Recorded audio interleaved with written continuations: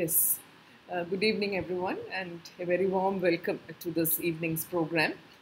Uh, for this is a program that we are jointly organizing with um, Sacred Heart College, Thevara, and for the documentary purpose, we would normally have, just put it down as a program under the MOU that Providence College has entered with Sacred Heart College, Thevara. But for us, this program is much more than an MOU activity. It predates the Memorandum of Understanding that was signed by the two colleges.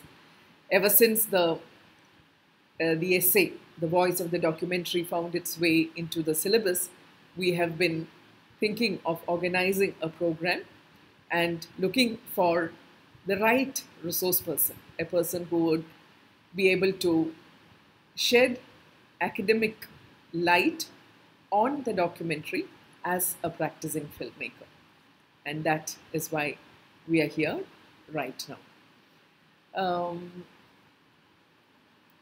the documentary, I think, has always been considered as the poor cousin of the glamorous feature film, realistic as it is, documentary as it is, actualist as it is. But come to think of it, the documentary has a history as old as the film industry itself. And time and again, it has impacted history in the most historic manner, I would say. And therefore, it is all the more important to um, historicize the documentary and to bring it within the ambit of academic and critical inquiry. And who better to do that than an English faculty and a documentary filmmaker? The right, perfect combination we have in Dr. Rajesh James, head of the Department of English, Sacred Heart College, Thevara.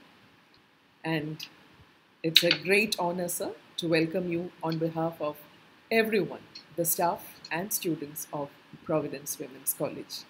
I welcome the members of the faculty and the students in particular. This is a program that we have organized specially for you, and I'm sure you will benefit immensely from this, not just from the point of view of the exams, but from various other perspectives. Take back the best messages from this program. We have a resource person of a very special caliber for you. To introduce whom, I invite Dr. Aparna Nandakumar, who herself is a specialist in cultural studies and therefore just the right person to introduce our resource person. Over to you, Aparna. Thank you, Ms. Bindu. I hope I'm audible. So yeah, Ms. Bindu has already given quite a scintillating introduction to Rajesh, so I will do a much more prosaic one. Dr. Rajesh James is an assistant professor in the Department of English, Sacred Heart College, Thevara. He's an award-winning documentary filmmaker and also a scholar working in film studies. He has directed documentary films like In Thunder, Lightning and Rain, 2018, Naked Wheels, 2017, and Zebra Lines, 2014. He is a recipient of several prestigious awards like the Riyadh Wadia Award for Best Emerging Filmmaker, the Kerala State Award for Best Documentary in 2020, the K.F. Patil Unity and Diversity Award for Best Documentary Short, and Kashish International Queer Film Festival, Mumbai, that was in 2017. The P.K. Rossi Puraskaram for Best Documentary 2016 by the Kerala Sri Padana Kendram, Government of Kerala. So he's quite an accomplished filmmaker. His films have also been nominated for Best Documentary Awards at several international film festivals like the UK Asian Film Festival 2021, Tasveer, the South Asian International Film Festival, Seattle, and the New York Indian Film Festival. I'm sure there are many as well. He is also the co-author and editor of books like India Retold, Dialogues with Independent Documentary Filmmakers in India, Illuminations, Vignettes from Inspirational Literatures, and In Search of the Other, Regional Literatures in Translation, all with reputed publishing houses. Apart from this, he has published articles research articles in various academic journals of national and international repute, and is also a visiting faculty at various universities in India. So, with such an accomplished personality with us, who's both a documentary filmmaker, somebody who's very passionate about cinema, and also an academic researcher on films, on film studies, on cinema studies, I think, as Ms. Bindu has already mentioned, it is a real privilege to have you with us. So, welcome, Rajesh, and over to you. Sorry, there's some problem with my headset, so I hope I'm audible. Okay. You are audible. Should I repeat my introduction? No, it's okay. I heard, right? So, okay. Thank you, Aparna, Bindu Ma'am, Shanti, so many friends of mine there. So, thank you for your invitation, kind introduction. I think that seems bit a lot because, students I know, they expect more, but I'm not very sure I am that sort of person who can talk in that level on documentary, right? So I've written a little bit on documentary. Of course, I made a few documentary, but but I'll try my best to discuss about this particular documentary. I mean, this article by Bill Nichols.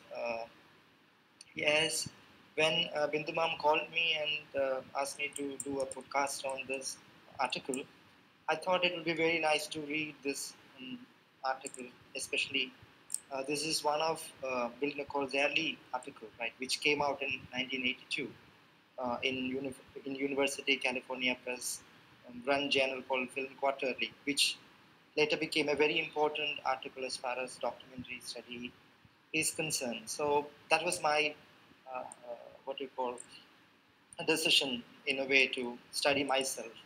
But while going through this article, I found it's not an easy task to discuss the content as well as the main argument of this essay in a podcast. Although I had a very, what do you call, an illusory confidence that I can easily deal with this essay, right? Because we are somebody who discuss essays of Derrida, Foucault, Agamben, and also I thought it would be very easy, right? But because all the references that Bill Nichols makes in this article are quite old, and we're not so familiar with the kind of documentary films that he mentions, especially from the 40s, 50s, 60s, etc. And that to purely American documentary filmmakers. And I'm talking this to a group of students who are more introduced and more well versed in fiction films, right? Because I always talk about the kind of academic as well as critical bias that we have towards documentary film, because wherever I go as a filmmaker and also as a documentary writer, I get this question, right? When are you going to make a film, right? So I think that's a very uh, difficult question that I confront, right? You make a few documentaries in your life and you get a question, when are you going to make a true film? As if documentary is not a true film. So, but I think I need to talk a bit about Bill Nichols first, because he is the first serious scholar who um, seriously engaged with the idea of documentary as a matter of academic study, right? And maybe you can say that he's the father of, if there is father, right? I know this is a very wrong word these days to use father of some discipline, but he's perhaps somebody who started a domain called documentary studies, right? So he's a founder of documentary studies, and he's a well-known American critic who's written extensively on documentary films, right? And he has been into multiple festivals as jury, as writer. And when you talk about documentary and documentary writings, it is his name that comes first. So I'll just stop there, and maybe by looking at his major works, Representing Reality, which came out in 1991, is his best known work, which talks about different issues and concepts in documentary. And perhaps you can say that this is the first theoretical study of documentary film in 1991. And these days, you can see so many writings are coming out on documentary films, and apart from film studies, you have a domain called documentary studies as an area, and so many scholars are doing research, especially in the context of Indian documentary films. You can see many number of scholars who are working on Indian documentary films, right? So I've also written a book on Indian documentary films, which I think is very, um, you know, the history of documentary films in India is more than what to say, 100 years old, or even more than that. In 1895 or 1896, the idea of documentary was implanted in the Indian conscience, and in 1897, you see first Indian documentary film, right? The fiction film came much later by, uh, you know, Dada Falke, right? And but even now, in spite of all those historical evidences, we still don't count documentary as a film. That's very, what do you call, a tragic condition, but um, that's how we are rolling. But we have good number of writers and scholars are right now working on documentary films. And if you're interested, you can go through a book which I've written, which is again a collection of documentary films. The interview collection by documentary filmmakers, and also a study of Indian documentary films, especially documentary films after 1975, which we categorically call it as the independent documentary filmmaking movement in India, which actually started from Anand Padwal and his films called The Prisoners of Conscience. Yes, I just stop there. I'll restrict myself on that domain, and I'll come back to this essay called The Voice of Documentary.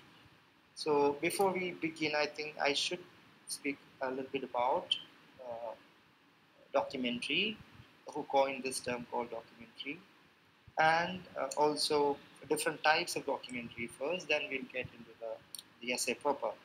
So it was John Grierson who is uh, called as the father of what we call documentary films. He has coined the term called documentary in the year 1926. He's a British and Canadian filmmaker, and he has coined the term documentary. I know that I'm just playing with this fatherly word too much. Forgive me for that, right? So, 1926 is the year in which he coined the term documentary, and afterwards, he coined documentary. The idea of documentary that he talked about was this: it is the creative treatment of actuality. That's how he defined documentary. It is the creative treatment of actuality. That was the idea of documentary in the 1920s, but you know that the first well-known, world-famous documentary is definitely uh, done by Flaherty in 1922, which is titled as The Nanook of the North, which I think is a very important film. And last year, we have celebrated the 100 years of that particular documentary, Nanook of the North. And 1922 is a very significant year as far as literature students are concerned, right? But as a filmmaker, as a film student, 1922 is also very important because it is in that particular year. So the film, beautiful film, very important film called Nanook of the North. And afterwards, another important film term that you see in documentary filmmaking is by Zigabertov, and is very, very important cinema verite film, right? So where his idea was this to capture reality as it is. So you know from there, documentary have gone many what do you call it traveled in many routes. It went beyond a single path. So you have so many types of documentary. It could be to quote Bill Nichols.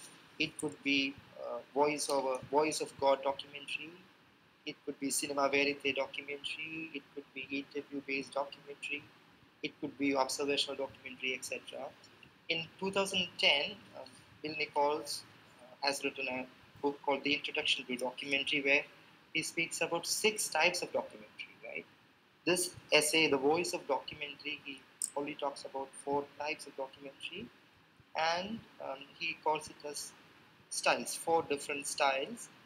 And the first one that he talks about is the voice of God, or the documentary which comes in the tradition of Grierson. He calls it as the voice of God documentary, where the filmmaker himself appear as the voice, and he authentically speaks about whatever it is being depicted. So that's the first style that he talks about. Then he talks about the idea of cinema verite, right, which is a very typical Western sort of filmmaking, where filmmaker goes to the street and capture, you know, the images or events or objects that he sees in front of him, right? Which from that, making style, we get the idea called the camera eye, right? Camera functions as the viewer's eye.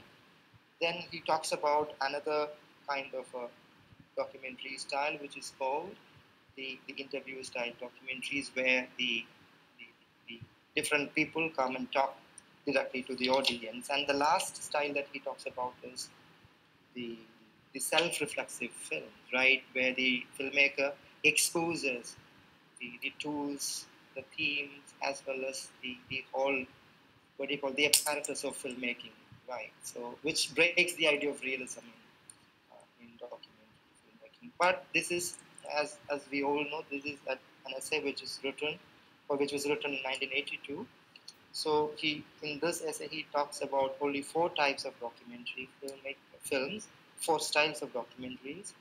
But in 2010, he's written a very small book. I think it is published by Routledge.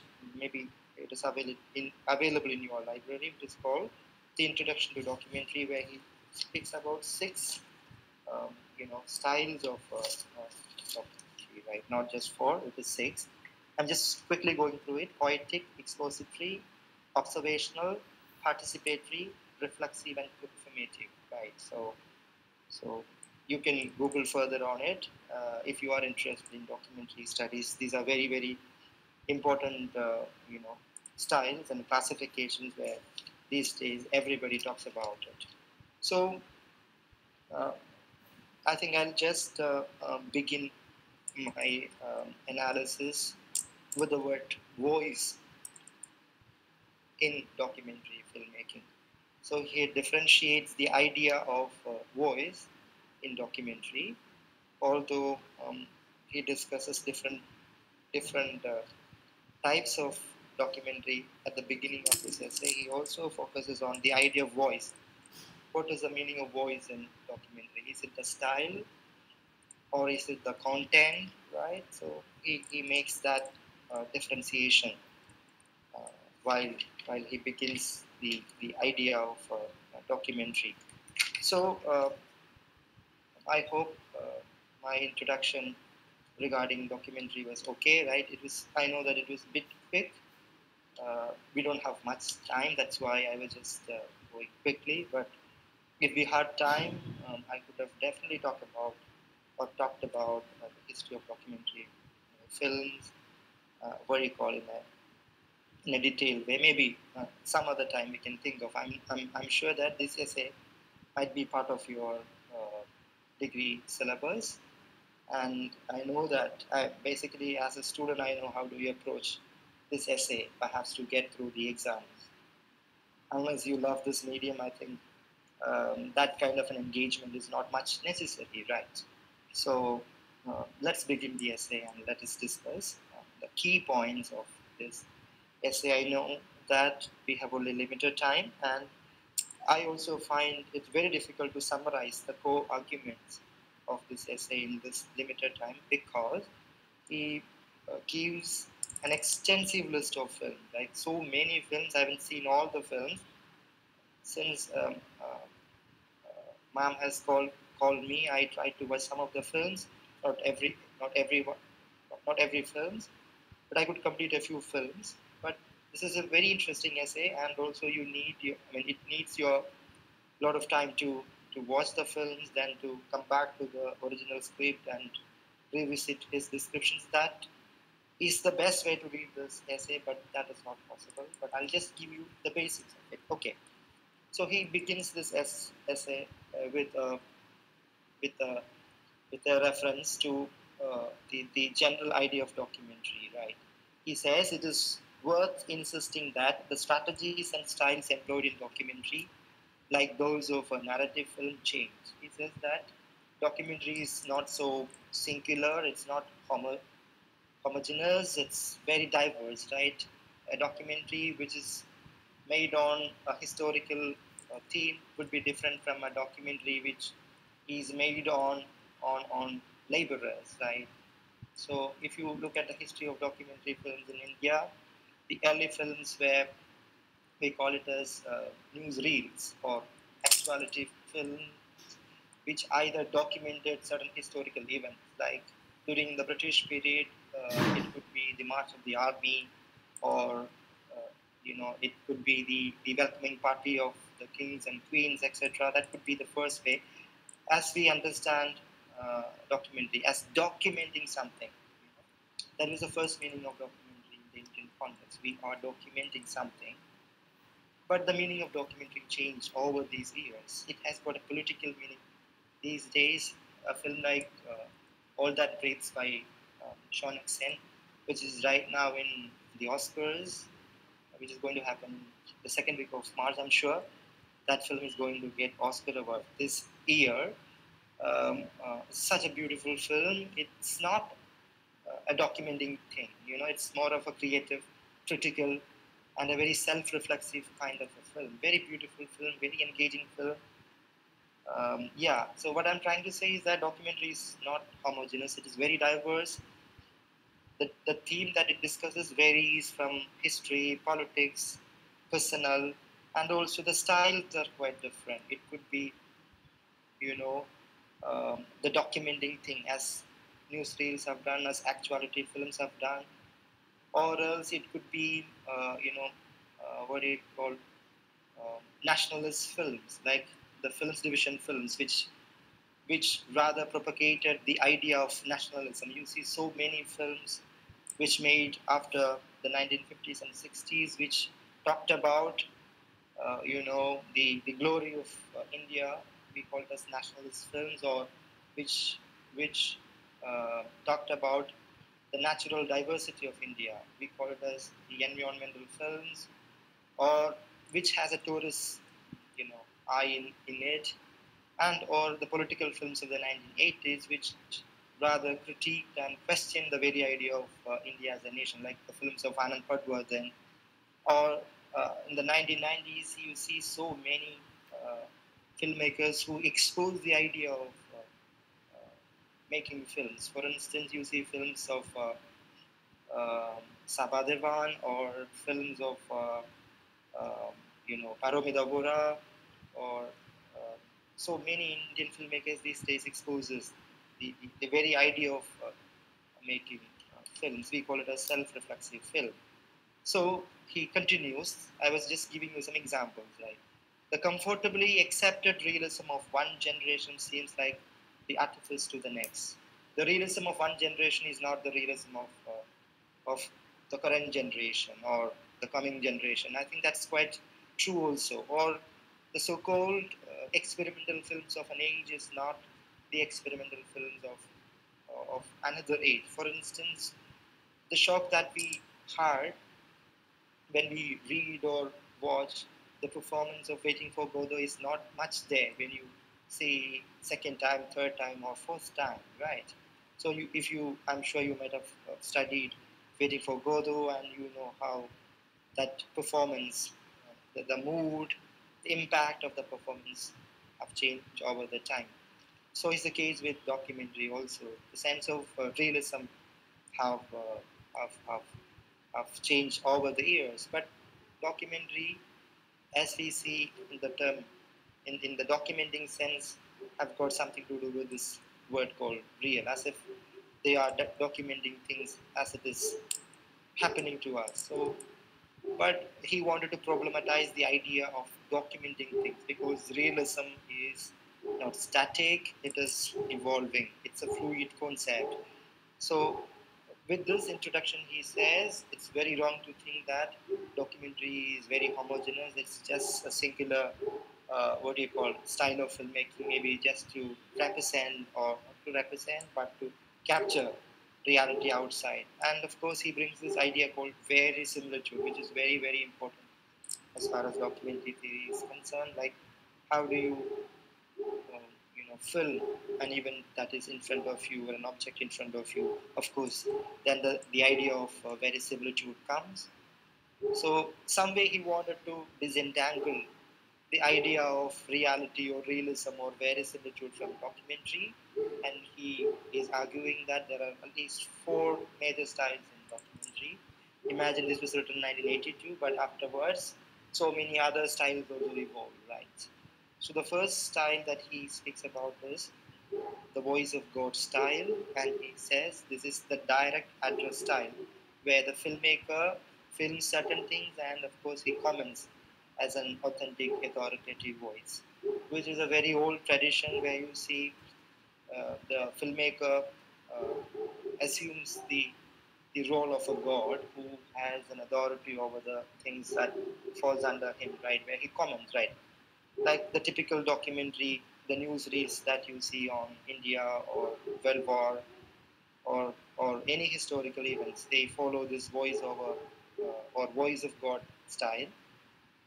For instance, he mentions a news reel called The March of Times, which was made in US and it was screened in theaters from 1935 to 1951, which used this style, right? So he says it was the first thoroughly worked out mode of documentary. And maybe if you uh, read the history of documentary films, maybe we can say that the early understanding of documentary was this: it is the voice of God documentary, or that follows the direct address style in the Grierson's style. So he continues. I hope I can refer to some of the uh, I mean, the literal part of the text. I need to read a little bit. I'm sorry for that, since we are analyzing the essay, right?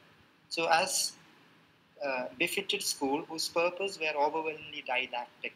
So, coming to the Voice of God documentary, it is didactic. It wanted to teach something, right? Perhaps to educate you, right?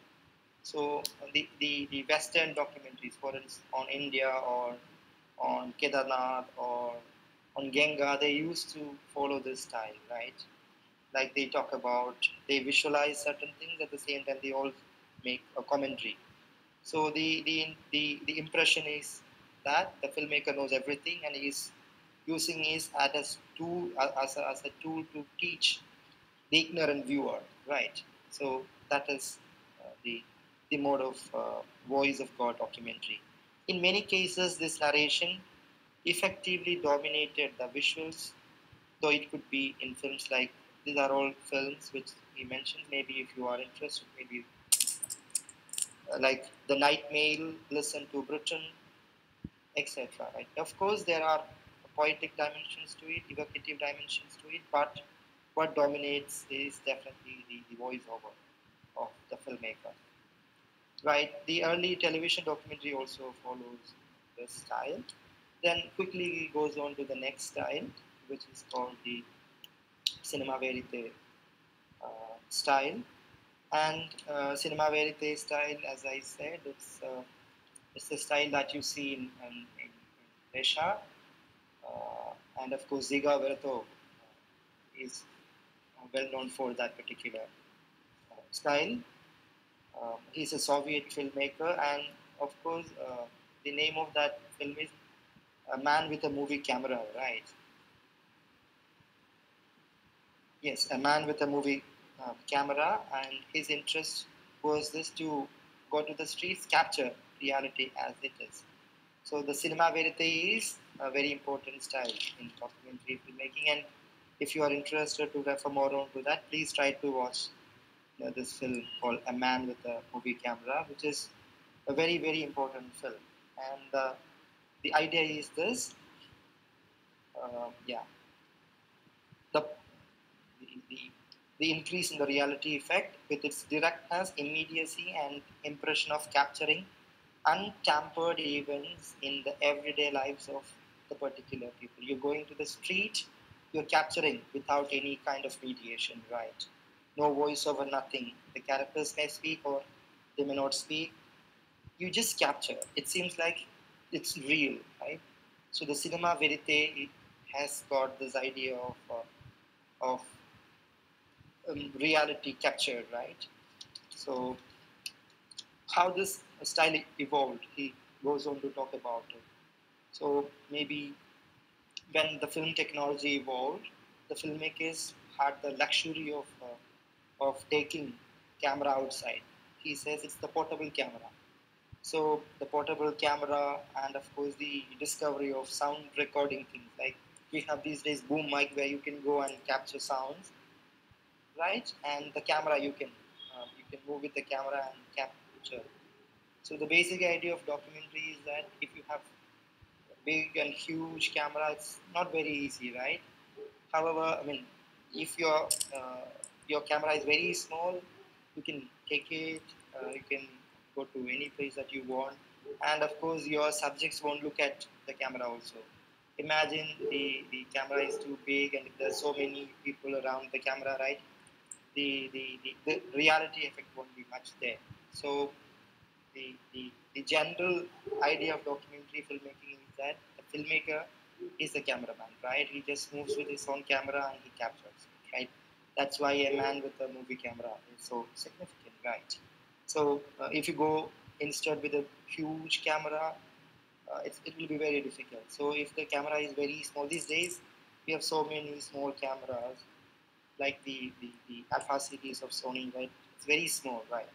So you can go and capture your subjects or the images in front of you without creating the idea of being filmed inside your people, right, or the people you are filming, right. So then he says in pure cinema verita films, the style seeks to become transparent in the same mode as classical Hollywood style, capturing people in action.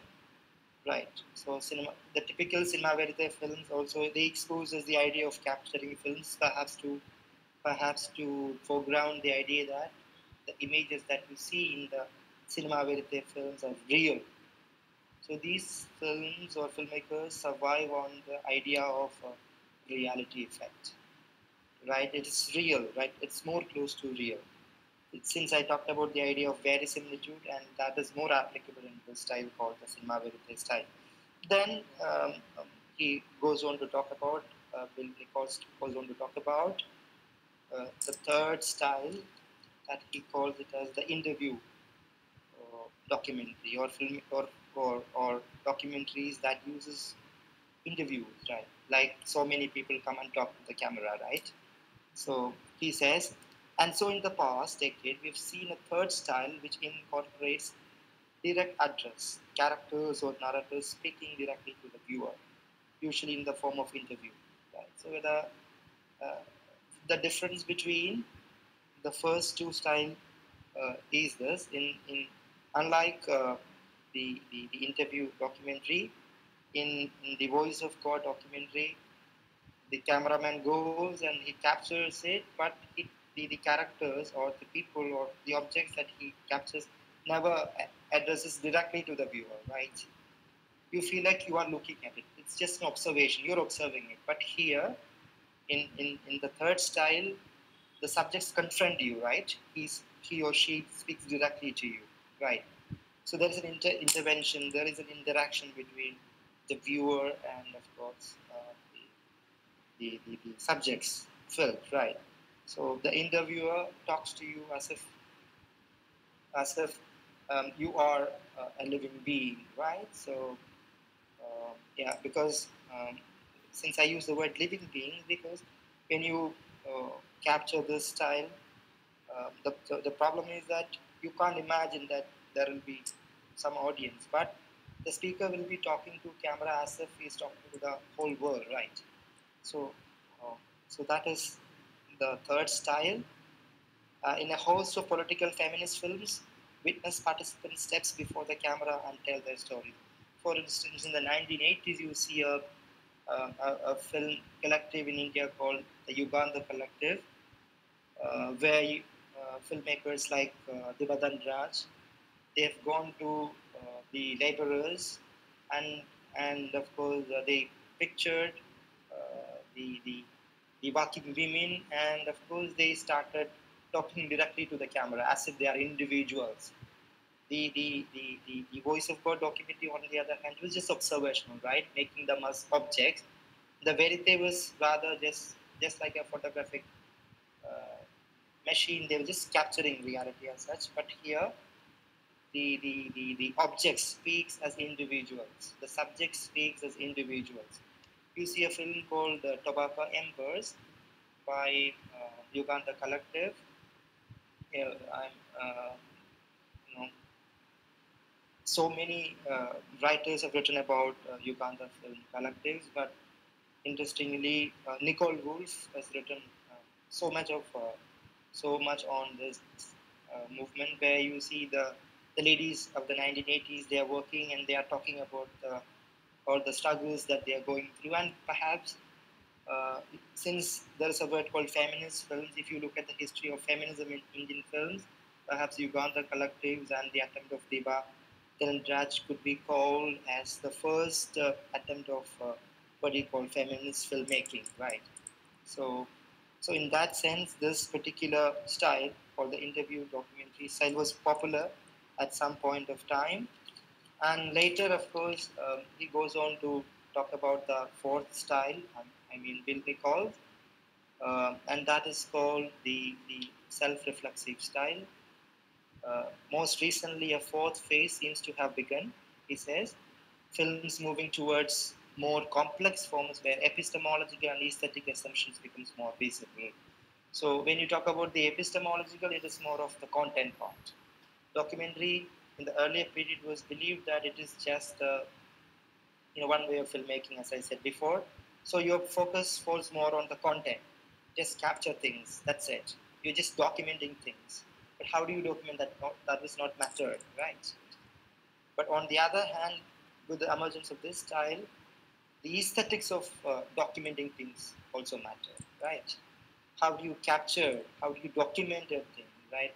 Whether you make the act of making documentary visible to the rest, right? Or you are just covering up the apparatus behind filmmaking for the reality effect. Because if you expose this, the idea that there's a camera behind the images that you capture, there's a filmmaker behind the images that you capture, the realism breaks, right?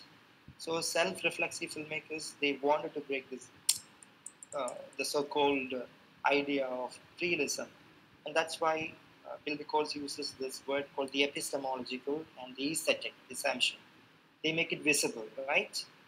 For instance, in the Indian context, we have so many films, especially in the 90s, which which uses this, self-reflexive styles, where you have many filmmakers, like, as I said, Paramita Vora, Divadan, no, Diva is not, yeah, Sabadhuban, then who else? I was just checking. Yeah, you have Amar Kanwar, very important filmmaker. Then, of course, Avi Ramani, right? Avi Ramani is somebody who always plays with the form of the documentary. He exposes the idea of documentary filmmaking. He often plays with the image. He often plays with the steady images, right? He always uses handheld camera where you see shake, which breaks the idea of being being real, right? Then you have filmmakers like Pankaj Rishi Kumar, who's made a very beautiful film called Kanika Takis, which is again which experiments with the idea of realism, and so many contemporary filmmakers play with the idea of form, like Mukul Haloy. So I think this is I'm going beyond the text and just stopping there and coming back to our core concern, right? So the fourth style that he was talking about is this self-reflexive documentary. Right. Now, what he's going to do is that he's going to discuss about the positive side of all these styles in detail as well as the negative sides, right? So that is what he's doing. And before we go into that, um, he also addresses this issue of voice. What is the meaning of voice in documentary filmmaking, right? Because our title is this, the voice of documentary. The voice, in simple words, is it the sound or something else, right? When you read the voice, we feel like the voice and the visual are two different things in filmmaking. But he's not talking about the sound part of it, the sonic part of it, but something else, right?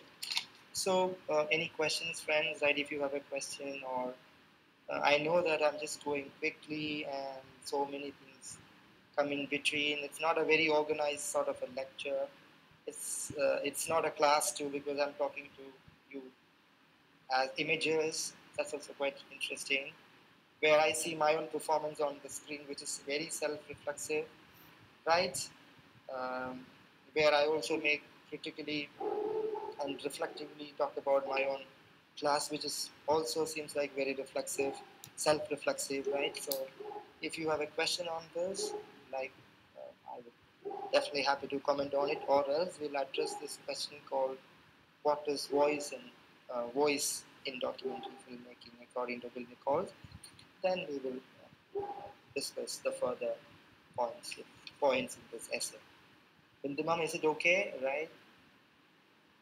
Yeah, yeah, it's going fine. Actually, I was quite fascinated by the way in which you describe the last style. That is not very easy for us to grasp, actually. I think it's only as a filmmaker that you would be able to give that kind of description, the self reflexive kind of Yeah, documentary. yeah. Yeah. Because I'm somebody who is very fond of that particular style.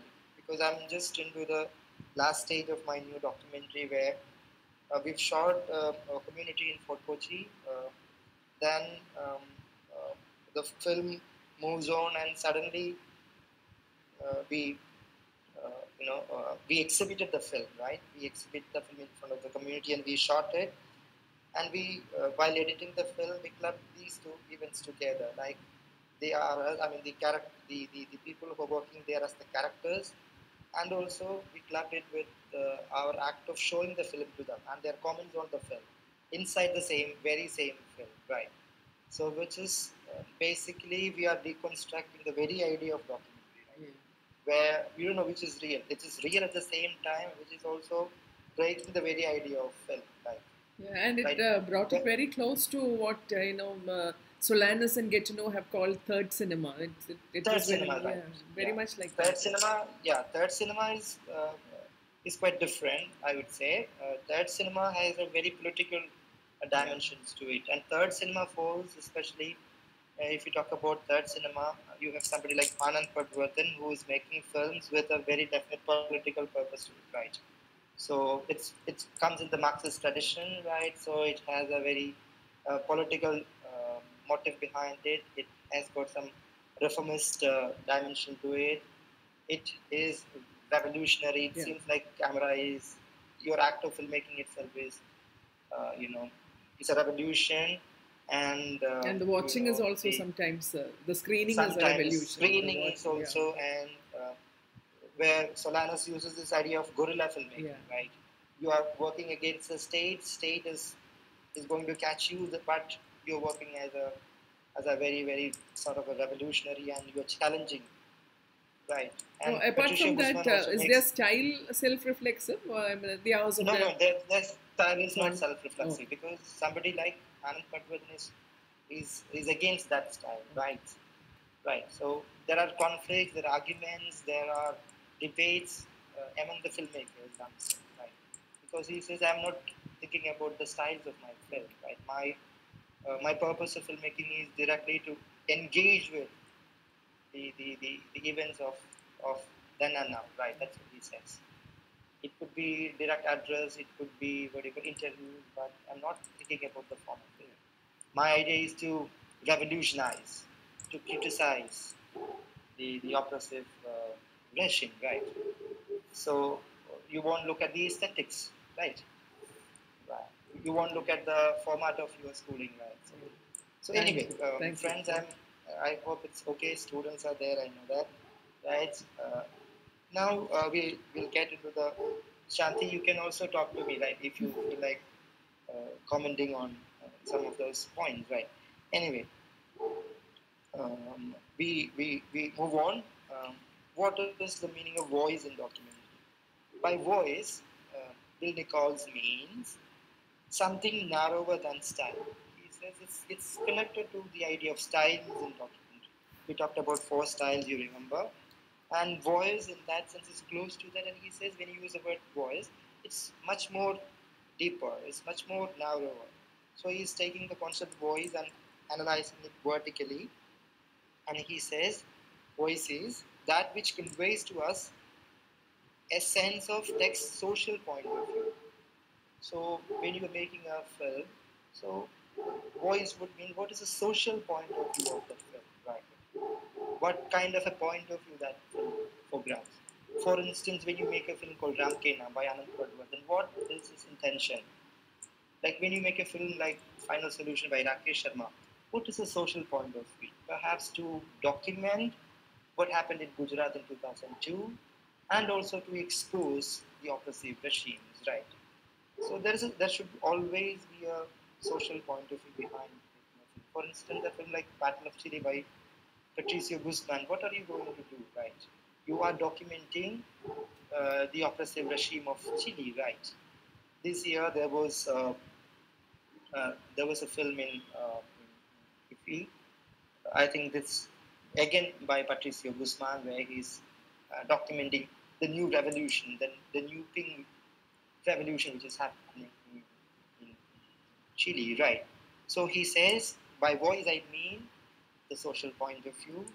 Then he also goes on to argue that how it is speaking to us. Maybe you are talking about a political issue, but how are you going to engage with that political voice, right? Right? Are you using this observational approach, or are you using cinema verite style, or are you using expository more? Are you using participatory more? These are all new coinages by him. Not it is not there. It's not there in this essay, right? Where he uses this idea of participatory filmmaking. The filmmaker himself participates in the whole act. When you're going for a political filmmaking, you yourself participate in that political agitation, right? And you film, right? Where your point of view is very clear. You are with the protesters.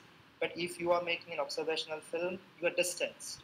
You're objectively, filming it.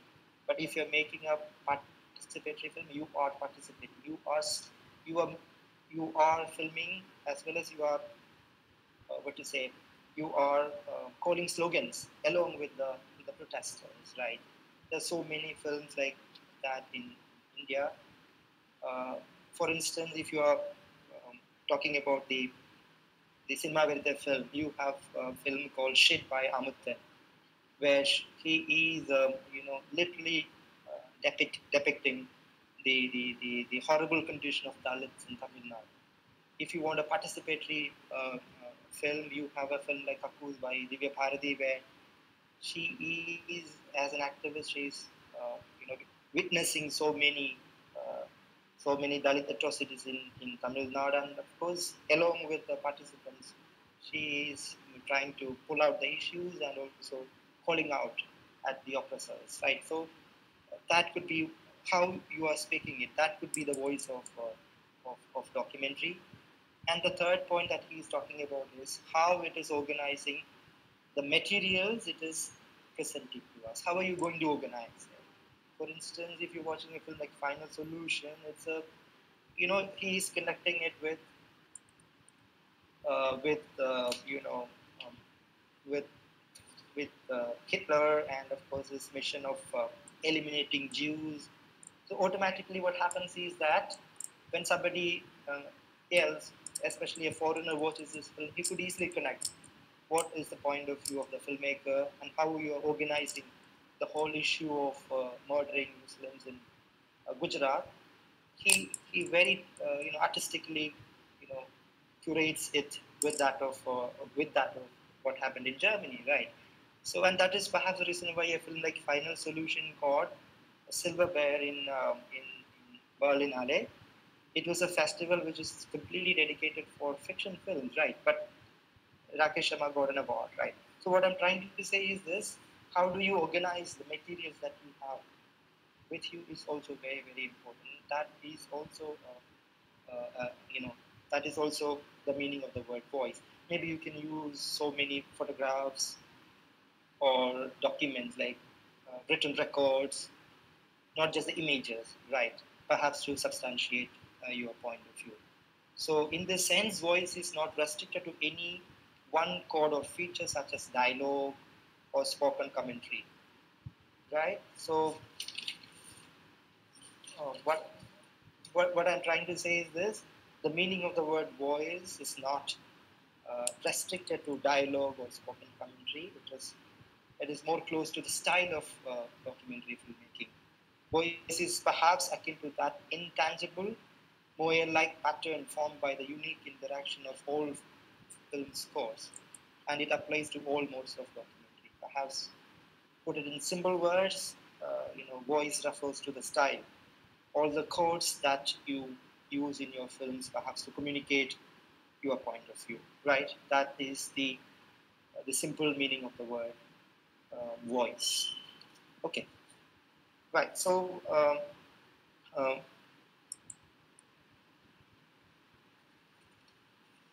yeah, we move on to our first style, which I think he clearly says. Um, he has introduced all the four styles, then talked about the four different styles then of the voice, the meaning of the word voice, and he's going to detail all the four styles, its positives as well as all some of its negatives, right? And he concludes this essay with a celebration of the idea of self-reflexivity in documentary filmmaking, right? For instance, this was written in 1982. That time, only the style of self-reflexivity was coming in the Western side. So he feels like, uh, you know, self-reflexivity is definitely a very, you know, inventive thing for him, right? So, can I go through this next point? So, he talks about the first style, that is the we should first examine the strengths and limitations of cinema verite and the interview-based film. Uh, they are well represented by two recent and highly successful films, Soldier Girls and Rosie the Riveter. So he's going to talk about two types of films. One is cinema verite film and the interview-based film, and he refers to two films, Soldier Girls and Rosie the Riveter. Soldier Girls is available in the internet. If you are interested, you can watch it. It's almost 1 hour long documentary. It's very interesting film, and the Rosie the Riveter too is also available. You can watch. So um, he talks about Soldier Girls first. This was a film which was made in 1981 by John Churchill and Nick Broom. Nick Broomfield came out in 1981, and it could be called can be called an observational film, right? And also to an extent, it is also a cinema verite film, right? Because it documents the basic army training um, as experienced by women volunteers. So in that sense, it's observational. At the same time, it is also verite, right? It's depicting what is happening in an army training camp for women volunteers. And he goes on to argue that this is not what to say um, what do you call a documentary which can be classified into a single style, because you see so many styles are clubbed in this particular documentary. He goes on to say, purely indirect or observational, Soldiers Girls provides no spoken commentary, no interviews or titles like Fred Wiseman's film. It arouses considerable controversy about its point of view. So what I'm trying to say is that why I say this documentary is cinema verite, because it doesn't have a single point of view, right? You see so many characters inside this film, and they speak their point of view, and often those point of view are conflicting, right? So the observational films, or what you call the voice of God films, may not have that kind of what you call double point of views or multiple point of view. But here you see characters inside this film gives or talks differently, and all those opinions are sometimes conflicting too. For instance, one viewer at Filmex interjected, "How on earth did they get the army to let them make such an incredibly anti-army film?" So, at Filmex, one viewer felt that this is an anti-army film, right? What struck that viewer as a powerful criticism, though, may strike another as a honest portrayal of the tough-minded discipline necessary to learn to defend oneself. So, if you are a very innocent sort of a viewer, you feel like, when somebody is filming a filming an army camp, you feel like, that this has done to equip them to engage in severe war and all, right? So it seems like very true. But for the other, if somebody is exposing the cruelties, the difficulty of army training, maybe you feel like it's an anti-army film, right? That is why I said a film like Soldier Girls is, commenting on its observations by the viewers. It's often conflicting, right? What struck that viewer, as I said, yeah, as in Wiesman's film, the organizational strategies established a preferred rating. In this case, one that favors the personal over the political, that seeks out and celebrates the interruptions of individual feeling and conscience in the face of institutional constraints. So, the first the first argument seems like it is very personal, like it's an anti-war film. The other, on the other view, it seems like political, right? So sometimes a film like this may generate multiple opinions. But these strategies, complex and subtle like those of realist fiction, tend to ascribe historical material itself, meaning that in fact are an effect of the film's style or voice, just as fiction strategies invite us to believe that life is like the imaginary world inhabited by its character. So, uh,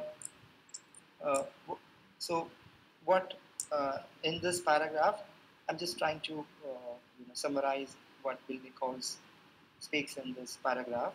He says that a film like Soldier Girl, it's an observational film, or it can be called a cinema verite film, but it seems like it has multiple point of view, right? That is why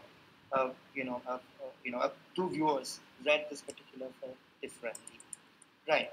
And he goes on to say, a pre-credit sequence of training exercise which follows three women volunteers ends with a freeze frame. Freeze frame would mean that you are stopping the film. You're freezing the frame. You say, my my phone is jam, or it's stuck.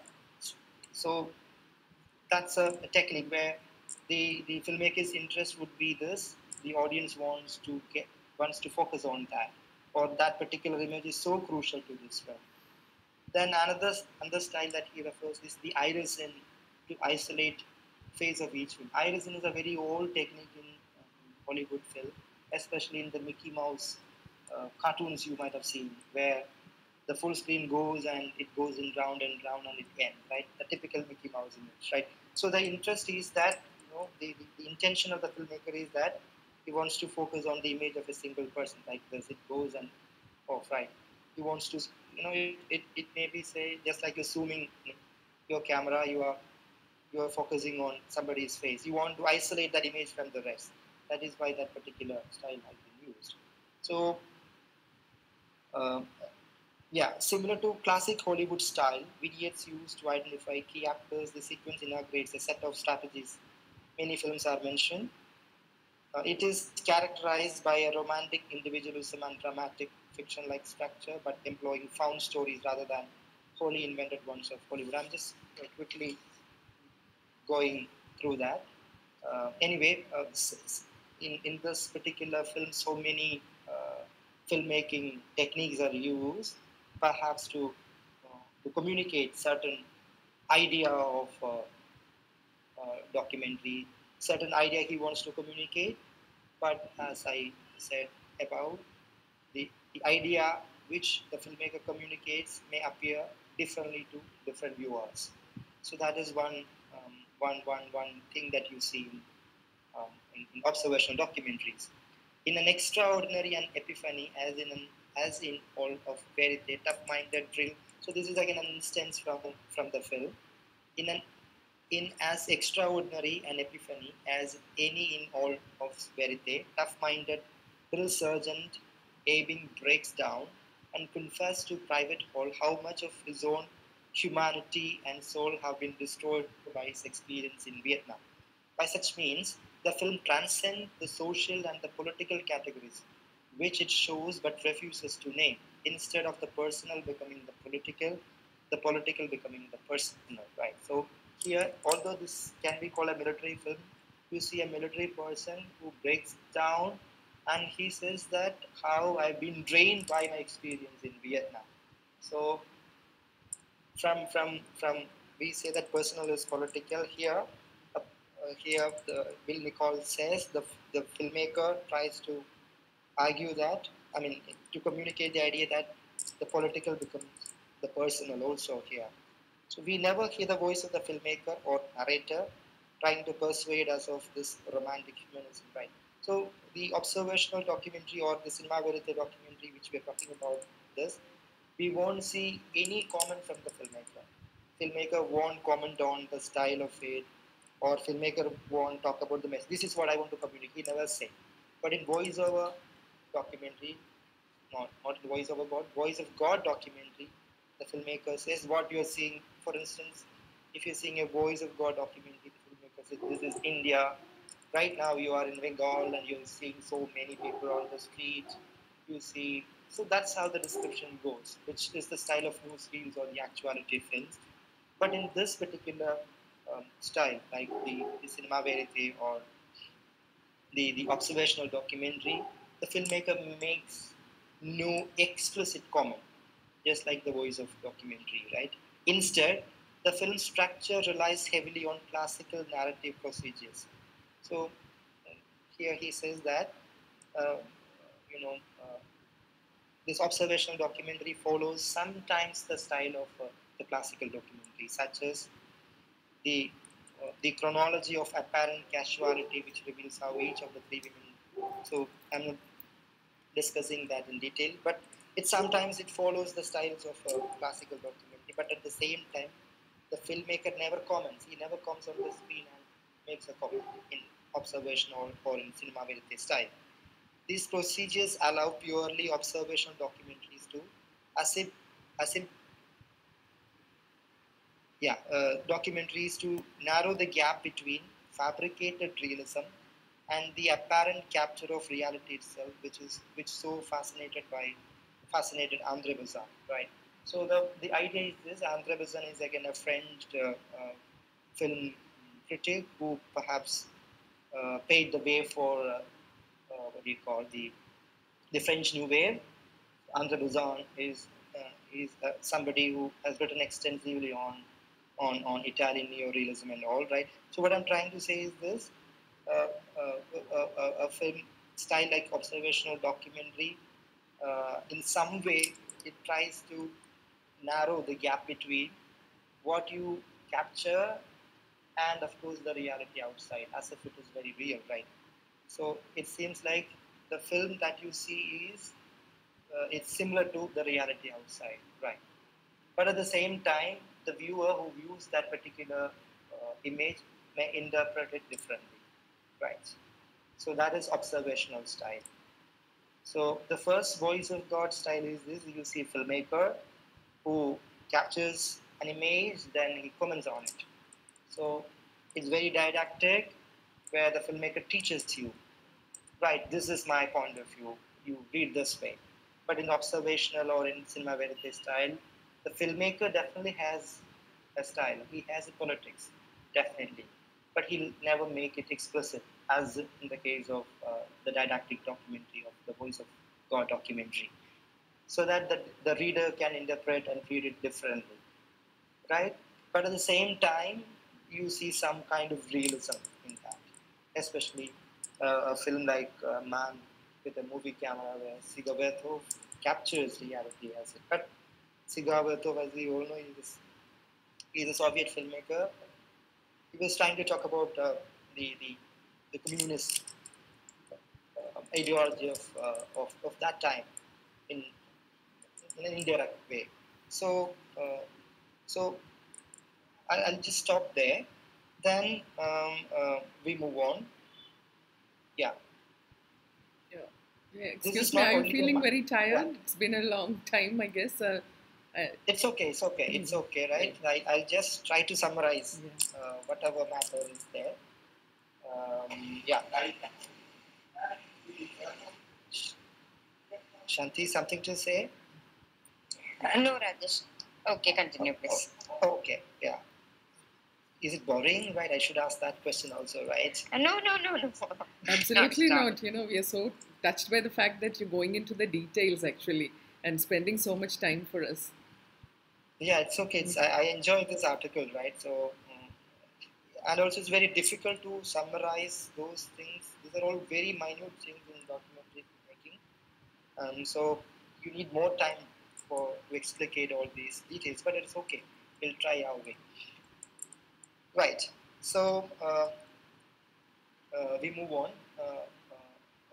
Those who confer meaning are themselves members of the class of conferred meanings history. For a film to fail to acknowledge this and pretend to omniscience, whether by voice of God commentary or by claims of objective knowledge, is to deny its own complicity with the production of knowledge that rests on no firmer bedrock than very active production. So, in this particular passage, he was trying to say that when you make a film, you are playing with history and you are communicating certain ideology inside you. You are indirectly talking about your own point of view, right? And you can never be a very objective filmmaker, right? And if you feel that if you're making a documentary, it's so objective, so real, you are you're lying, right? That is what he's trying to say. Because when you engage with history, when you engage with certain issues, you are creating a meaning that you want indirectly or unconsciously. But when you say that you are, what do you call, you are an unmoved mover or somebody who is not affected by things around you, that is a false idea. That is what he's trying to say. What then becomes vital are the assumptions, values, and purposes motivating this production, the underpinnings which some modernist strategies attempt to make clear. Observational documentary appears to leave the driving to us.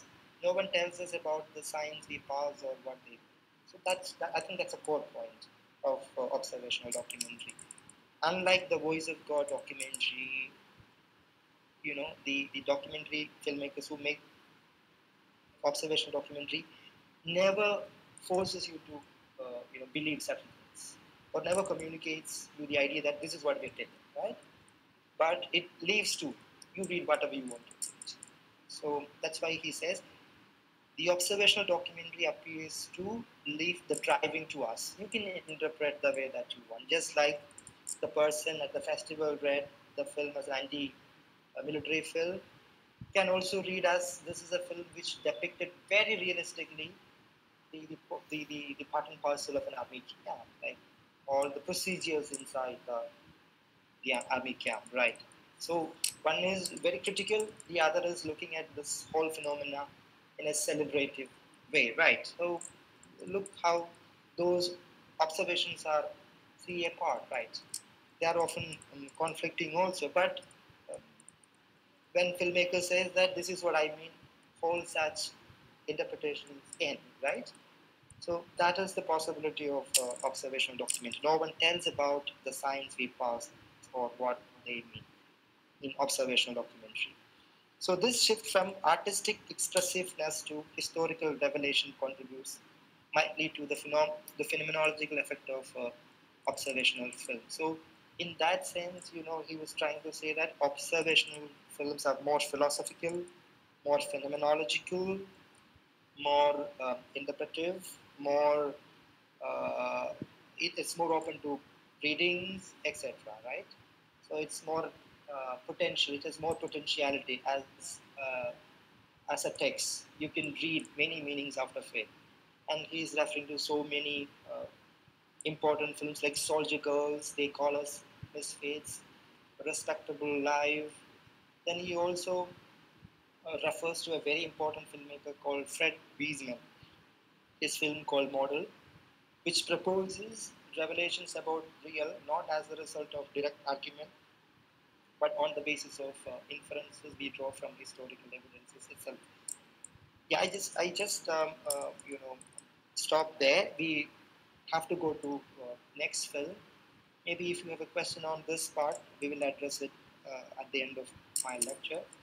The next film that he mentions is called the Rosie the Riveter, which is he also calls it as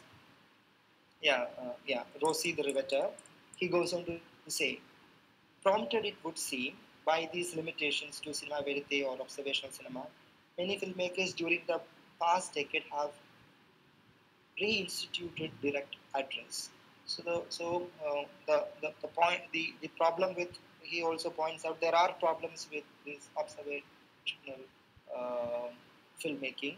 Some um, historians or filmmakers have pointed out some problems inside the style called cinema verite or observational film, which prompted them to invent or engage with new forms of documentary filmmaking.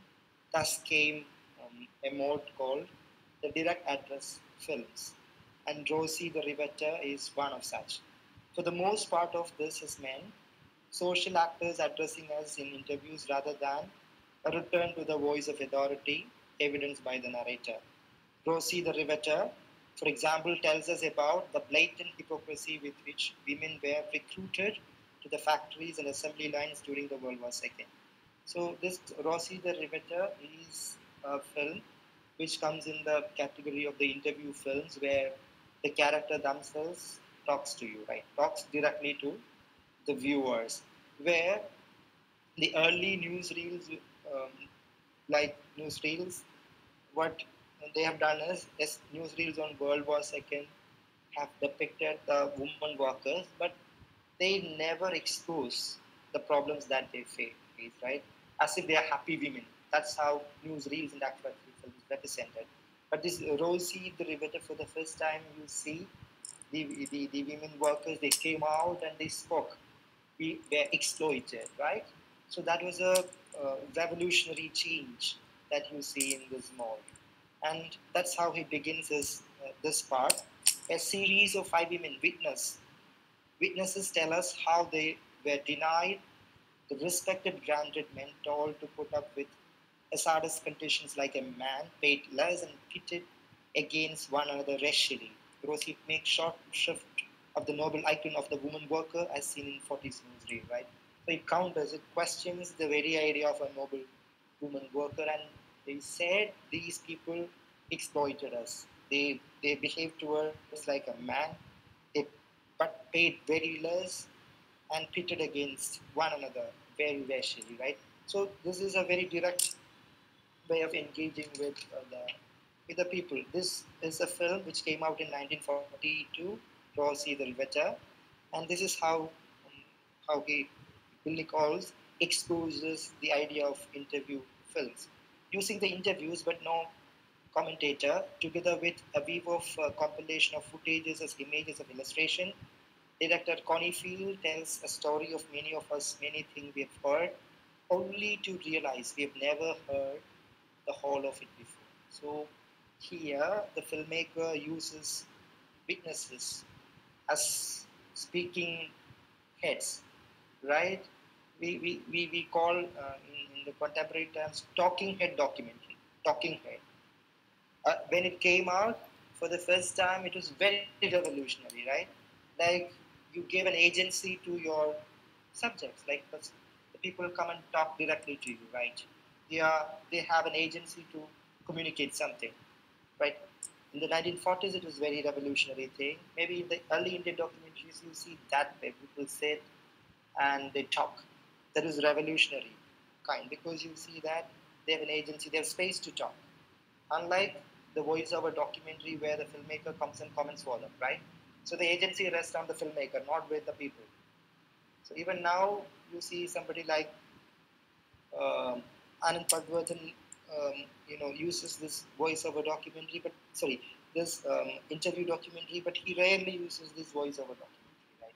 His early films like the Prisoners of Conscience, The Waves of Revolution have used the idea of a commentator. He's the voice of God. He talks about his experience during the emergency, but his recent film called Reason, it's people come out and talk. Right? He even exposes himself as a filmmaker. Right? So what I'm trying to say is that somebody like Anand Pagwardhan, who's made extensive films on Indian issues, have evolved over the years, where these days he consciously wanted to give agency to the subjects that he I'm sorry, it's the subjects that he films. So the point is that if you make a films of this kind, the problem is that films of the Voice of God documentary. The problem is that you break the agency of its speakers, which is politically incorrect these days. So all filmmakers consciously make it sure that the characters that you film speak within the frame, right?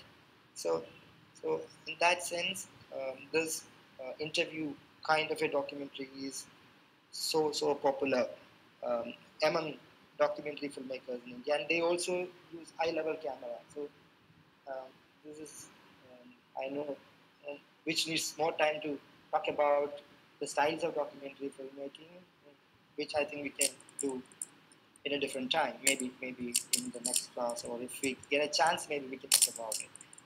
We just leave there. What I was trying to say is that the interview style of documentary, you see the subjects, the characters, they came out and they speak directly to the audience, right? So he talks about so many names of films like Wives' Tale, Babies and Banners, Controlling Interest, The Day After Trinity, The Trials of the Algin, His, Rape, World is Out. These are all examples, and one such example in the Indian context is Tobacco Emperors, right? So I had a chance to watch that particular film. It's what do you call it? It's new version from Nichols very recently. So that's why I'm talking a bit about that particular film, right? But that was made in the 1980s. Yeah, where you see a group of laborers, women laborers, they talk directly to the camera as if as if they have an agency or as if they are living beings. Right. So now he goes on to talk about some of the problems of this style, like the interview documentaries. Can you trust your witness? Maybe you're listening to somebody, but can you trust whatever they say? So this is a very essential question, which has haunted many filmmakers for a long time, right? Maybe you're documenting, maybe you are filming your characters and they're talking, but how can you trust these people which you're filming, right? This reinstitution of direct address through the interview has successfully avoided some of the central problems of voiceover narration, namely, these are what do you call the positive sides of the style, like namely the authoritative omniscience or the didactic reductionism, etc. So which I think I've already covered. Then interviews diffuse authority of the author, etc. These are the positive sides of this school of documentary. But the core problem is that how can you trust your witnesses? Then you see his still interview documentary has got some problems. The greatest problem, at least in recent documentary, has been to retain the sense of gap between the voice of the interviewees and the voice of the text as a whole, right?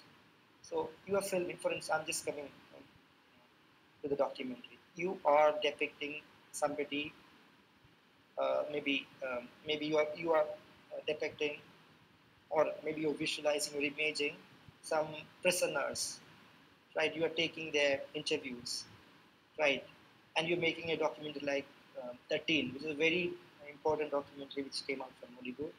So you're making a documentary and you're making a documentary on the prisoners and you're taking their interviews and they're talking, right? So they are talking as witness.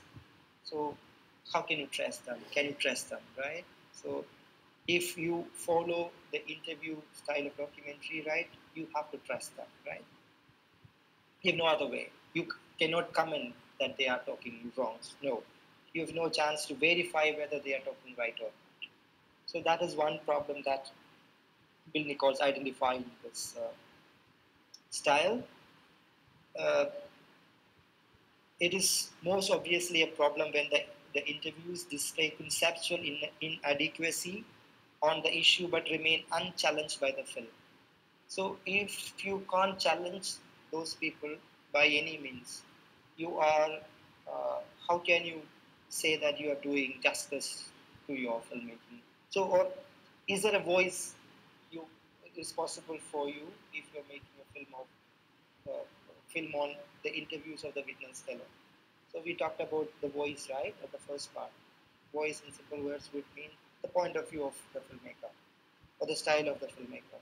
But if you are completely depending on the opinion of the characters that you visualize, what is your point of view? Where is your point of view?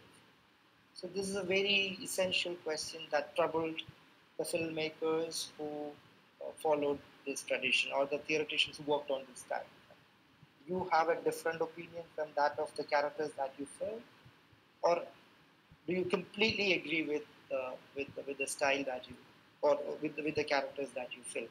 We call it as in the contemporary sense the performative documentary or the participatory documentary, where you tend to think that your point of view and the participants in the documentary are one and the same. Okay, that's a participatory style. But if you're following this interview style of documentary, where is your point of view? Which is right? Which is wrong? It's very difficult for you to, you know, disseminate or perhaps to figure out. Then he talks about a very important filmmaker called D'Antonio, Emily D'Antonio, who is an American filmmaker. He has made a very, very important documentary called In the Year of the Pig, which is on the Vietnam, the America's influence and interventions in Vietnam. So what he does is that he takes interview from different people, right? And he often merges it together, which might be often contradictory. So it creates some kind of a confusion in the reader or the viewers, not the reader, viewer, all one and the same. But what I'm trying to say is that you see two opinions which are often conflicting and contradictory. So the viewer may force to validate which opinion is right, which opinion is bad, right? So that's how you can balance the whole idea of interviews inside documentary. Right? You can visualize one point of view. Maybe next second you can visualize other images or talks which counter the point which raised earlier, right? So such styles are used by many filmmakers. For instance, if you've seen a film called Ramke Naam, where Anand Padwardhan interviews all the RSS workers, and of course, after some time, he counters it with the victim's point of view, right? Where we come to know that whatever they said is wrong, right? So inside a single frame that you see two conflicting opinions, and of course, as a viewer, you can verify who tells truth, who tells falsehood, right? So, or who is lying. So that is one way perhaps to come out of the problems of the interview style, and he refers to the film called In the Year of Pig, where he gives an example. I'm going to read that. We see and hear, for example, the US government spokesman explaining their strategy and conception of the communist menace, whereas we do not see and hear Ho Chi Minh explains the strategy and vision in the film, right? Instead, an interview, I mean, uh, Paul moves introduces us to Ho Chi Minh descriptively, while the Antonio's cutaways to Vietnamese countryside evoke an affiliation between Ho and his land and people that is absent from the words and images of the American spokesman. So you look at it how filmmaker is indirectly challenging the point of view raised by the American spokesperson, right, or the spokesman, who talked very badly about Ho Chi Minh, but he indirectly goes to the Vietnamese location and see and show us how different is the situation, right? So these are all innovations inside the interview style of a documentary filmmaking, right? So I'm just quickly concluding my lecture. Right, it's almost my God, it's 9 o'clock. Right, I'm just finishing my lecture with a reference to the last part where he talks about the self-reflexive uh, documentary, right? That's very, very important. And he goes on to say, self-reflexiveness can easily lead to an endless regression. It can prove highly appealing to an intelligentsia more interested in good form than in social change. Yet interest in self-reflexive form is not purely an academic question. Cinema verite and its variants sought to address certain limitations of the voice of God tradition. The interview-oriented film sought to address limitations apparent in bulk of cinema verite, and the self-reflexive documentary addresses the limitations of assuming that subjectivity and both social and textual positioning of the self of the filmmaker and the viewer are ultimately not problematic. So it was just the self-reflexive documentary filmmakers was trying to expose the whole apparatus of filmmaking, and they're trying to say that the subjectivity of the filmmaker and the film, if that is exposed, it's not an issue, right? Why do you want to cover up your your subjectivity, right? As a filmmaker, why do you want to say that I'm such an objective viewer, or the participants are so correct, so truthful? No, just exposes what they are. So what is wrong in that? After all, this is a film, and that is what actually the self-reflexive documentaries do. Of course, they experiment with the form. They have got this avant-garde kind of modernist influence in their making. Of course, it caters to the intellectual class. Of course, it's true. But at the same time, what is wrong if you expose the idea that the filmmaker as well as the viewers, they have got their own ideas, or the characters that the characters who are appearing in the film also have got some subjective point of view. What is wrong in that? That is what is talking about it. Goes on to say, the process of constructing meaning overshadows constructed meaning. That's a very interesting thing. The process of constructing meaning overshadows the constructed meaning. And at a time when the modernist experimentation is all had with an avant-garde and a fair amount of fiction filmmaking, it remains almost totally unheard of among the documentary filmmakers, especially in North America. It is not political documentaries who have been the leading innovators. Instead, it's a handful of ethnographic filmmakers like Timothy Ash, David Judith McDougall, who, in their meditations on scientific method and visual communication. So he says that with the coming of ethnography, right, or ethnographic filmmaking, this kind of experimental filmmaking came into being, not the political filmmaking, because they had an intention. They wanted to say that our opinion is correct, when our opinion is correct, and you have to some way establish that. And that is why almost all the political documentary films are either interview oriented or either observational or cinema verite in nature. But political documentaries very rarely use the idea of self-reflexivity. But in the 20th century, especially after 1990s, Indian documentaries talked about political issues using the idea of self-reflexivity. You have so many filmmakers like Amar Kanwar, who exposes the idea of documentary medium itself, talked about the idea of environment, idea of killing, by making his point of view as very subjective, right? So, but the form called self-reflexivity came from the side of ethnographic filmmakers, not from the political filmmakers. That is what he's telling. So here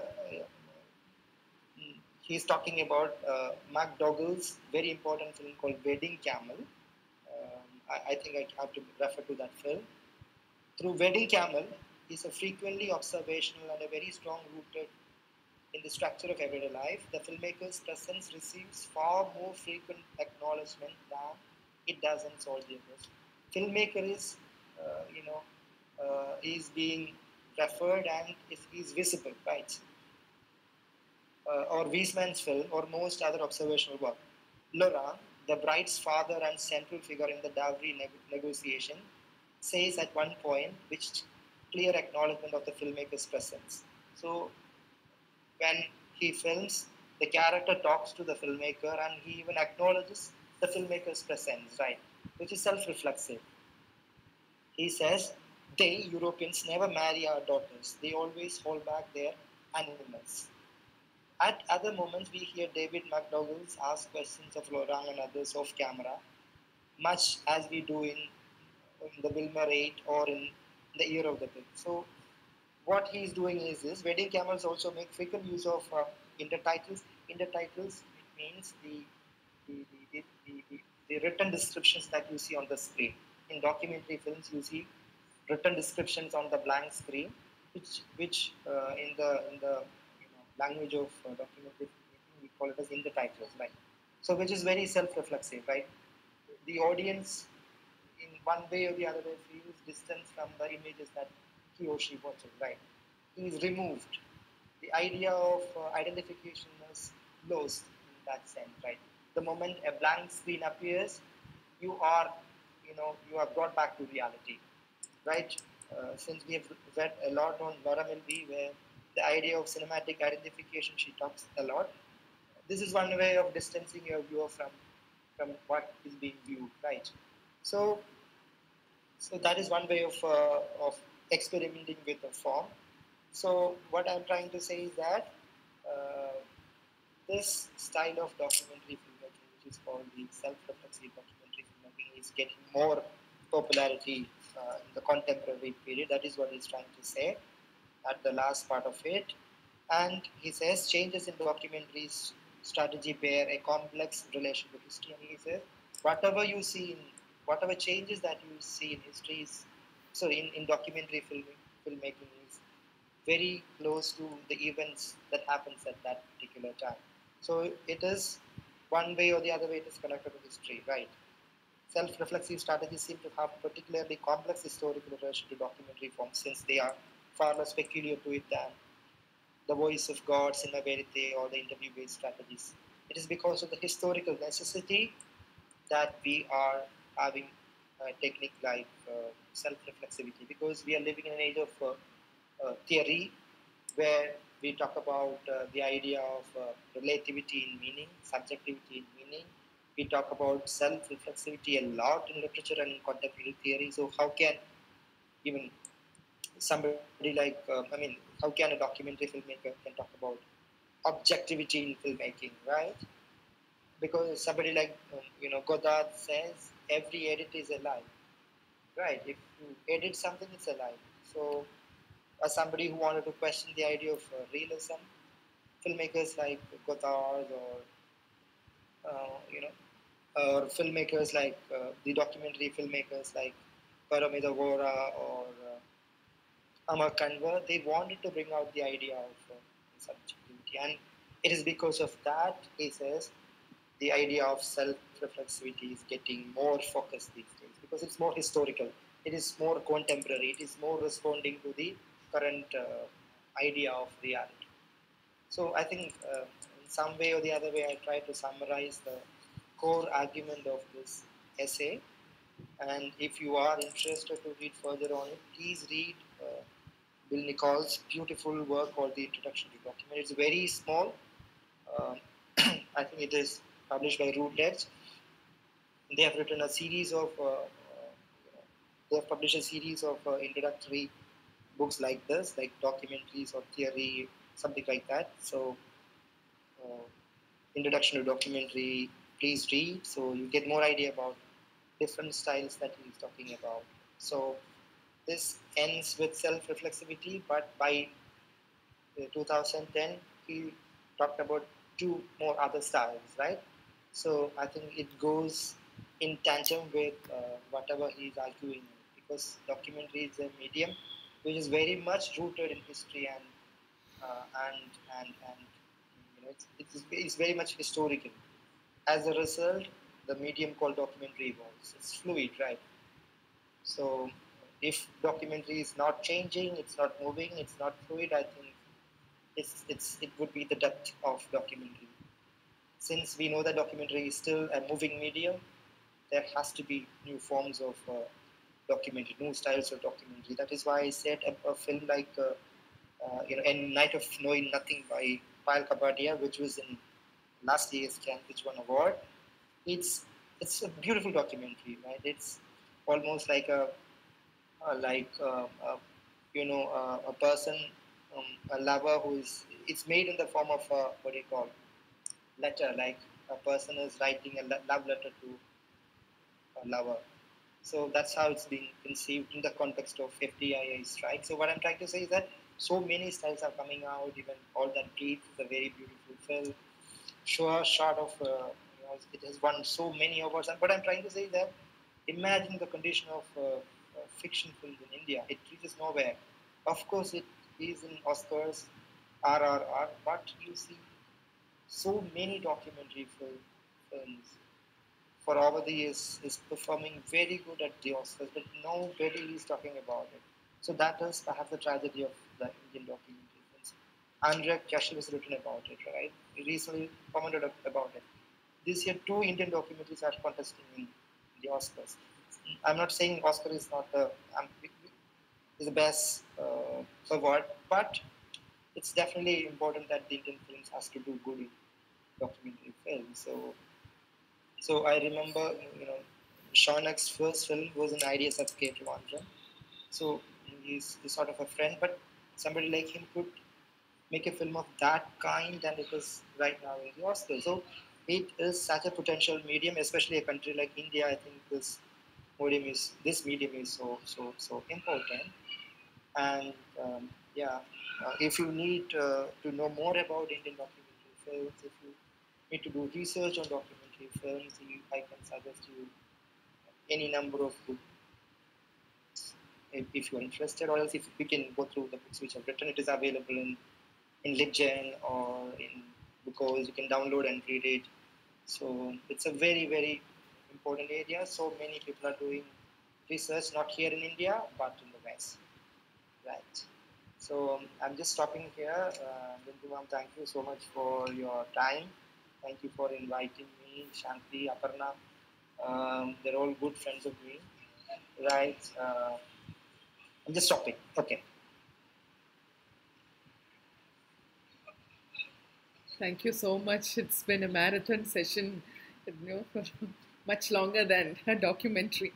So you've gone into the details of the text in a way that we could not have, asked for a better exposition of the text, and explication of the text.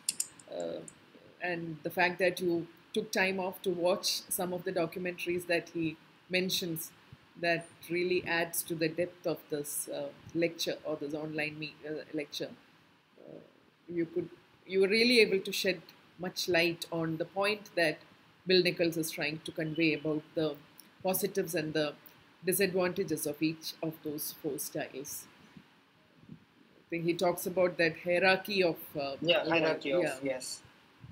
That you really did bring out that the way certain films have the voice, different voices that you hear in the documentary, and how it's important to have the hierarchy, and the voice of the documentary, I think he concludes, should uh, stand out, isn't that? So that should be the dominant. Yeah. So in fact, if I had time, I feel like I've left some passages, but within this short time, I couldn't expose all the details. But I thought Yeah. I think we Hi, have, sir. yeah. Hi, Sir Diva. and Oh, Diva. Diva is, So she's I've been seen very your picture. excitedly looking forward to this session. Yes. Diva studied in SH. Diva was there. Now Sir, as she's a always, member of the faculty here and very Yes. popular among the students. Okay. sir, bring back all those memories and discussions that was within the class where sir discussed about. I remember when sir used to discuss about the films recently released films, and one time sir said about Maya Nadi and its connection with Godard's Breathless, and also That time it was a very huge controversy. So like whether that was a copy or not. So maybe that prompted me to comment on. Okay, so as always, sir instill in us with passion, which sir had for the film as a student also. Okay, thank you. Thank you so much. Yes. Yeah. Thank you. Do the students have questions? You know, the students have a lot of connectivity issues, and some of them in the hostel, they have some restriction on the usage of the phone And as that well. too 1.5 hours, right? Yeah. I know it's very difficult. Yeah, so It's Sarin or anyone, tiring if for them. somebody has a query, I'm sure it's not every day that you would get a person like our resource person today to discuss the documentary. So if you have any queries, yeah. Otherwise, I'm sure Sir would be very happy to respond to you by email if at all you do Or have if you can serious. write to me, if you can write to me or call me or message me, I can respond. Yeah. In So fact, what else I think I've one of written the an students, article on- Anasuya, I've who written an article. Yeah, sorry. no, one of the students, Ansu, I guess she's not been able to join the meet. She's doing her project itself on documentary films, actually. So it would have been, yeah, I'm sure she would like to get in touch with you. Do we have the permission to pass your email ID I to? rather Yeah, get students who are interested in documentary, right? I'll do that. Thank you. So Aparna, I think we'll ask Aparna to do the summing up. Yes. So Aparna is, I had a chance and I'm lucky enough to read some of her articles, right? So I'm really inspired by her scholarship in this field, right? Thank you, Rajesh. I don't know what I should sum up exactly, but I think it is very, as Shyama was commenting, actually, it's extremely clear and lucid presentation, and I'm sure the students, those of them who were able to attend it even for a short while, would have been really, really, they would have found it very useful, very detailed, very lucid, very clear and precise and simple. And I especially think it was very interesting how you brought in all these Indian documentaries, the filmmakers and their films, how you brought those as examples for each of those, categories of documentaries and all that. So that's really very interesting lecture. And as we have already mentioned, we don't actually get to hear that much about documentaries also, right? I mean, even though there are a lot of people working on documentaries, we have documentary screenings and all, but I think it's also, I myself have not read this essay, so it was actually very interesting to hear this lecture and get a sense of what it is all about. Even working within film studies, documentaries have never really been something that I've focused on, so it's personally I feel that this is very interesting. So anyway, formally coming to the vote of thanks. Thank you so much, Rajesh, for accepting our invitation and sharing your knowledge about documentaries, not just the essay, but your vast knowledge about documentaries, both as a researcher and as a filmmaker. How you could bring all that together, I think that was really, really helpful for us. So first of all, thank you, Rajesh, and thanks very much to Ms. Bindu for arranging this program. Okay, I won't go very deeply into that. We are all very emotional while talking about Ms. Bindu right now. So why? What happened? Right? Is she retiring this year? she is retiring this year. Oh my God! Yes. Until the very, very last minute, last second, she's arranging programs and she's making sure that we get the best of the best in all possible ways. So thank you so much, ma'am, and everybody else who attended the program. Thank you for your presence, and I hope that we'll have more such programs like this with Rajesh, as part of the collaboration that we have with SH and even otherwise. So again, thanking one and all. I'll wind up my words. Thank you. So, Rajesh, thank you so much for coming over and talking. We were together at the university, right? So as Deepa was saying, you brought back those memories with that. I mean, the extensive lecture that you have extended it's not for our students. I was just trying to summarize the thing, but in between all that these is your names coming, modesty right? speaking. Okay, thank you so much, Rajesh. Look forward to more such collaborations in future, and thank you so much, Ms. Bindu. So thank you very much. Thank you so much for inviting me, right? So no, I had a selfish motive. I had a selfish motive because this is not the easiest of essays to handle, so I was definitely not very happy about my own communicating it to the students. So then it's a very selfish act on my part, actually, to get you, to rope you in. The point is that I agreed to have a podcast, but I couldn't do it. So I felt really bad about myself. This is more than that. Is it ready, right? But I couldn't do it because so many works. I had some programs in biennial, so it's like ഒരു പൂ ചോദിച്ചു ഒരു പൂക്കാലം തന്നു. So thank you very much. So I felt it's very bad of me. No, absolutely not. Gained much more from this, actually. Yeah. So thank you very much. Let's wind up now, and good night to everyone. Thank you. Good night and see you later. Yeah. Bye.